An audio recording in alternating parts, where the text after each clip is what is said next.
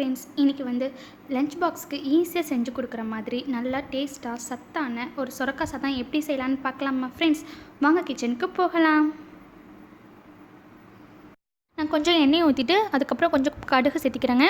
கடுகு வந்து பொரிஞ்சதுக்கப்புறம் கொஞ்சம் கருவேப்பிலையும் சேர்த்திக்கிறேன். அதுக்கப்புறம் பார்த்திங்கன்னா நான் ஒரு பெரிய வெங்காயம் வந்து சேர்த்திருக்கேன். அதுக்கப்புறம் ஒரு பச்சை மிளகாய் சேர்த்திருக்கேன். உங்கள் வீட்டில் வந்து சின்ன வெங்காயம் இருந்ததுன்னா அது கூட சேர்த்திக்கலாம். நல்ல ஃப்ளேவர் தாங்க கொடுக்கும். இப்போ வந்து பார்த்திங்கன்னா நான் கட் பண்ணி வச்சுருக்க பூண்டு ஒரு 4-5 பல்ல வந்து சேர்த்திக்கிறேன். வெங்காயம் வந்து நிறையா சேர்த்திக்கிட்டோம்னா வந்து சொரக்காயும் வந்து நீர்க்காய், வெங்காயமும் நிறையா சேர்த்துனா இனிச்சு போயிருக்கும். அந்த சாதம் வந்து ரொம்ப இனிப்பாக இருக்க மாதிரி இருக்கும். இப்போ வந்து பார்த்திங்கன்னா நான் கட் பண்ணி வச்சுருக்க பூண்டை வந்து சேர்த்திக்கிறேங்க. அதுக்கப்புறம் பார்த்திங்கன்னா நான் கட் பண்ணி வச்சுருக்க தக்காளி வந்து 3 சேர்த்திக்கிறேன். உங்கள் வீட்டில் வந்து பெரிய தக்காளியாக இருந்தால் 2 சேர்த்திக்கோங்க. இங்கே வந்து சின்ன தக்காளியாக இருக்கிறதுனால நான் வந்து இது 3 தக்காளி வந்து சேர்த்திக்கிறேன். தக்காளி வந்து நம்ம நல்லா வதக்கி விட்டுக்கலாங்க. இப்போது வந்து நம்ம பார்த்திங்கன்னா கொஞ்சம் வந்து உப்பு சேர்த்திக்க போகிறேன். உப்பு சேர்த்திட்டு அதுக்கப்புறம் வந்து பார்த்திங்கன்னா நான் மஞ்சத்தூள் வந்து சேர்த்திக்கிறேன். எல்லா டிஷ்க்குமே வந்து பார்த்திங்கன்னா நான் வந்து ஒரு அரை டீஸ்பூன் தான் வந்து மஞ்சத்தூள் சேர்த்திப்பேன். பட் இந்த டிஷ்க்கு வந்து பார்த்திங்கன்னா நான் இன்னொரு ஒரு ஸ்பூன் வந்து சேர்த்திக்கிறேன்.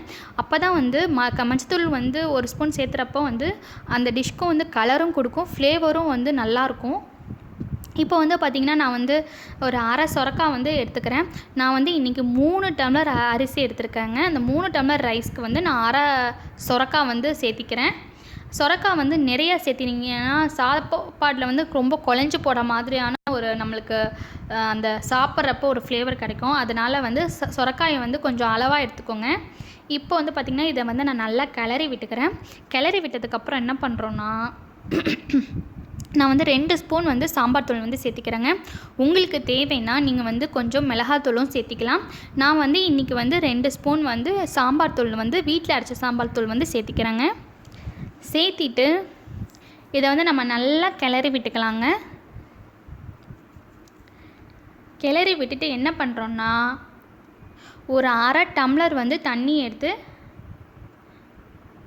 ஊற்றி நம்ம இந்த சொரக்காயை வந்து வேக வச்சுக்கலாம். இது தண்ணியில் இந்த சொரக்காய் கொஞ்சம் வேகிற டயத்தில் வந்து நம்ம என்ன பண்ணணும்னா இதுக்கு தேவையான மசாலாவை வந்து ரெடி பண்ணலாம். மசாலாவுக்கு தேவையான ஐட்டம் வந்து பார்த்திங்கன்னா ஒரு அரை மூடி தேங்காய், கொஞ்சம் வந்து சோம்பு, ஒரு 4-5 காஞ்ச மிளகாய், இது 3த்தையும் எடுத்து வச்சு மிக்ஸி ஜாரில் போட்டு அரைச்சிக்கலாம். இப்போ பாருங்கள், நான் இது 3த்தையும் எடுத்து மிக்ஸி ஜாரில் போட்டு அரைச்சி வச்சுருக்கேன். ஒன்றும் குத்தியாக இருக்குது பாருங்கள், ஒன்றும் பாதியாக இருக்குது. இந்த பதத்தில் வந்து நம்ம வந்து அரைச்சி வச்சுக்கலாம். இதை வந்து நான் வந்து சொரக்காயில் வந்து சேர்த்திக்கிறேங்க. இந்த மிக்ஸி ஜாரில் ஒட்டியிருக்க மசாலாவையும் நான் வந்து தண்ணியை ஊற்றிக்கிறேன், வேஸ்ட் பண்ணக்கூடாதுன்ட்டு. இப்போ வந்து பார்த்திங்கன்னா மசாலா வந்து இது கூட நல்லா வதக்கி விட்டுக்கிறேன். இப்போ வந்து மசாலா வந்து வெந்துருச்சு. இந்த டைமில் வந்து நான் ஊற வச்சுருக்க 3 டம்ளர் அரிசியை வந்து சேர்த்திக்க போகிறேன். இந்த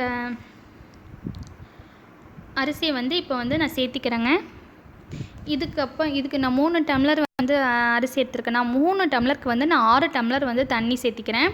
தண்ணி வந்து நிறையா சேர்த்தக்கூடாதுங்க. ஏன்னா வந்து ஏற்கனவே இதில் வந்து தண்ணி இருக்குது. நம்ம சோம்பு தேங்காய் போட்டு அரைச்ச மசாலாலேயும் தண்ணி இருக்குது.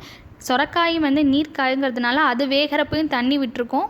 ஸோ அதனால் வந்து நம்ம வந்து தண்ணி வந்து அளவாக சேர்த்திக்கலாம். 6 டம்ளர் போதும். 6 டம்ளர் இல்லைனா 5.5 டம்ளர் கூட சேர்த்திக்கலாம். நான் வந்து இன்றைக்கி வந்து 6 டம்ளர் வந்து சேர்த்திருக்கேன். இதை வந்து இந்த டிஷ் வந்து பார்த்திங்கன்னா ஈஸியாக லஞ்ச் பாக்ஸுக்கு கட்டுறதுக்கு நல்லாயிருக்குங்க. அது மட்டும் இல்லாமல் இதில் நம்ம தேங்காய், சோம்பு, காஞ்ச மிளகாலாம் அரைச்சி போட்டிருக்கிறதுனால நம்ம சாப்பிட்றப்போ ஒரு குருமா ஃப்ளேவர் வந்து நம்மளுக்கு கிடைக்குங்க சொரக்காயோடு சாப்பிட்றப்போ. இது கூட நான் கொஞ்சம் உப்பு சேர்த்திக்கிறேன். அதுக்கப்புறம் வந்து பார்த்திங்கன்னா கொஞ்சம் கொத்தமல்லியும் சேர்த்திக்கிறேன். சாப்பிட்றப்போ வந்து குருமா ஃப்ளேவரும் வந்து கிடைக்குங்களா. அது மட்டும் இல்லாமல் ஒரு வெஜிடபிள் பிரியாணி ஃப்ளேவரும் லைட்டாக கிடைக்கும். அந்த டெக்ஸ்சரும் அப்படி தான் நம்மளுக்கு இருக்கும்.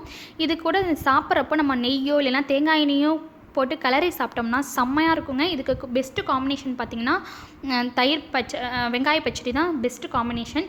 இப்போ பாருங்கள், நான் எடுத்து காமிக்கிறேன் எவ்வளோ சூப்பராக வெந்திருக்குன்னு. பார்க்கறதுக்கு அப்படியே வெஜிடபிள் பிரியாணி மாதிரியே இருக்குது. சாப்பிட்றப்போ அந்த தேங்காய் சோம்பு மசாலா வந்து இருக்குது பார்த்திங்களா, அது சாப்பிட்றப்போ அந்த சொரக்காய் கூட நம்ம கழித்து சாப்பிட்றப்போ செம்ம டேஸ்ட்டாக இருக்கும். இது கூட நெய் கலந்து சாப்பிடுங்க. நீங்கள் இதுக்கு சைடிஷ்ஷாக உருளைக்கிழங்கு இந்த மாதிரி ஐட்டமும் வச்சுக்கலாம். இப்போது இந்த டிஷ் வந்து உங்களுக்கு நீங்கள் வீட்டில் செஞ்சு பாருங்கள். உங்களுக்கு பிடிச்சிருந்ததுன்னா மறக்காமல் கமெண்ட் பாக்ஸில் வந்து கமெண்ட் பண்ணுங்கள். Thank you.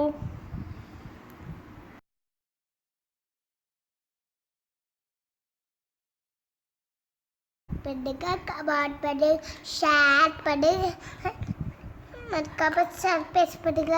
By bye, thank you. I M